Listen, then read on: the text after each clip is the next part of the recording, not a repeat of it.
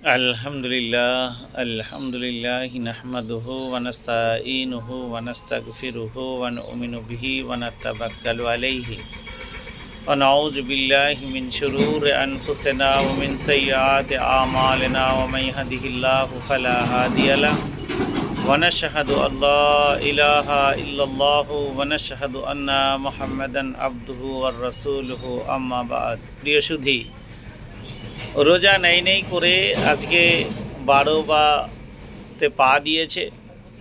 তো সেই সুবাদে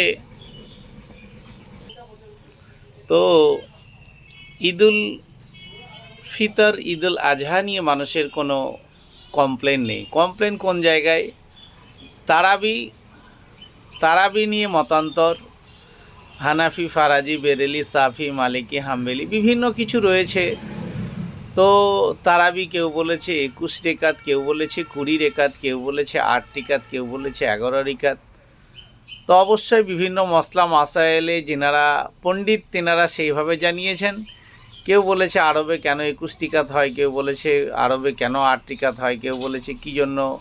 হযরত আয়েশা রাদিয়াল্লাহু তাআলা আনহু থেকে বর্ণিত, তিনি বলেছেন আমার প্রিয় হাবিব হযরত মুহাম্মদ সাল্লাল্লাহু আলাইহি ওয়াসাল্লাম 8 আর 3 11 রেকাত তাহাজ্জুদ বা তারাবি পড়েছেন। কিন্তু সেটা নিয়ে মতানৈক্য তৈরি হয়েছে। হানাফি সম্প্রদায়রা বলেছে 21 রেকাত। হযরত উমর রাদিয়াল্লাহু তাআলা আনহু নাকি সেই আমলে 21 রেকাত পড়েছেন, সেই সুবাদে তিনারা নাকি পড়েন। এইরকম মেলা মতান্তর আছে, তো ওনারা ভালো জানেন। এরপরে আসছে যে বিষয়টা, সেটা হচ্ছে ফিতরা কেন্দ্রিক যে কাহিনী, সেটাও আপনার সামনে প্রকাশ হবে। ফিতরা কিভাবে দেবেন? আমরা জানি এক সা মানে আরবিয়ান যে এক সা, সেটা বিভিন্ন সালাফিগণ সেই একটা ছোট্ট একটা কৌটো টাইপের তিনারা নিয়ে এসেছেন। এসে দেখছে 2.5 কিলো সমতুল্য একটা জিনিস, বা প্রায় 3.25 কিলো। তো সেই অনুযায়ী ধার্য করা হয়েছে 2.5 কিলো। এখানেও মতান্তর এসেছে। অনেক সম্প্রদায় অনেকভাবে অনেক কিছু কম কিছু বেশি এরকম আখ্যায়িত দিয়েছে। কেউ বলেছে চালে ফিতরা আদায় হবে, তো কেউ বলেছে হবে না। কেউ বলেছে টাকায় ফিতরা আদায় হবে, তো কেউ বলেছে হবে না। এ মতান্তর। তো এই মতান্তরের জায়গা কিভাবে ফিরে আসবে সেটা আপনাকে আমাকে অবশ্যই যাচাই করতে হবে। তো এই ফিতরা নিয়ে বিভিন্ন মতান্তর রয়েছে। কেউ বলেছে টাকা দিয়ে ফিতরা আদায় হবে না।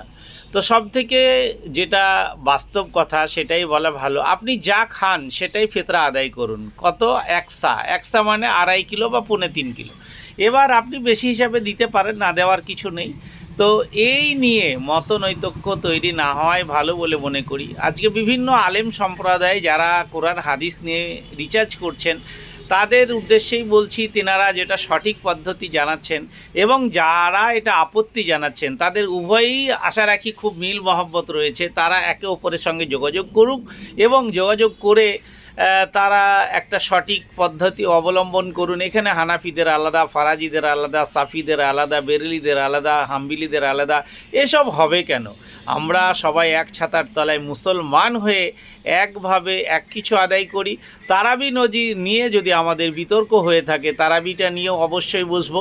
যদি আমরা ফারাজিরা পড়ছি 8 3 11 রিকাত, হানাফিরা পড়ছে 21 রিকাত, এইগুলো কি? এগুলো ফালতু নিজেদের ভিতরে। আমরা তো সবাই প্রিয় নবী হযরত মুহাম্মদ সাল্লাল্লাহু আলাইহি ওয়াসাল্লামের একজন উম্মত।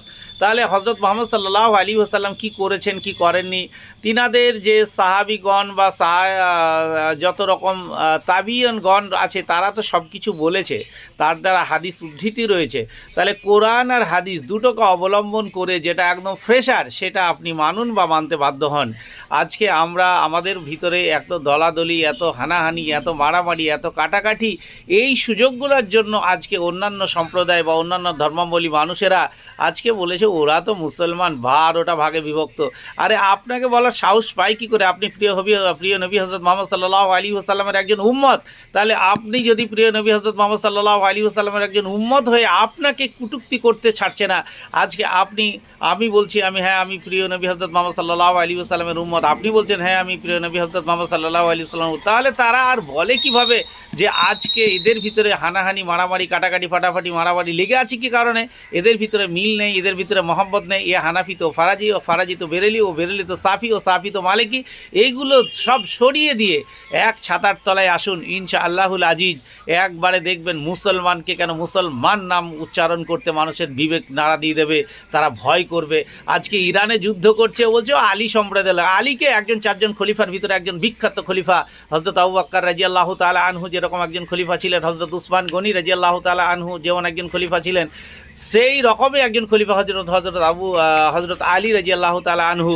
তো এই নিয়ে যদি আমাদের ভিতরে এরকম মতান্তর তৈরি হয়, আপনারা মার খাবেন না, আপনারা লাথি খাবেন না, আপনারা ঝাঁটা খাবেন না, আপনারা আপনার দাড়ি ধরে টানবে না, আপনার কলার ধরে টানবে না, তো কাঠ টানবে। আজ আপনি নিজে সতর্ক হন এবং অপরকে সতর্ক করার করুন। একটাই বাক্য হোক, লা ইলাহা ইল্লাল্লাহু মুহাম্মাদুর রাসূলুল্লাহ, এবং আমরাই প্রিয় হাবিব হযরত মুহাম্মদ সাল্লাল্লাহু আলাইহি ওয়াসাল্লামের উন্নত। কে হানাফি, কে ফারাজি, কে মালিকি, কে হাম্বলি, এসব সব বাদ দিয়ে দেন, দিয়ে এক ছাতার তলায় আসুন, আমরা মুসলমান এটা নামে পরিচিত হোক। এর বাইরে আর কিছু হয় বলে মনে হয় না। যাই হোক, আজকে এখানে এই পর্যন্ত। আসসালামু আলাইকুম ওয়া রাহমাতুল্লাহি ওয়া বারাকাতুহু।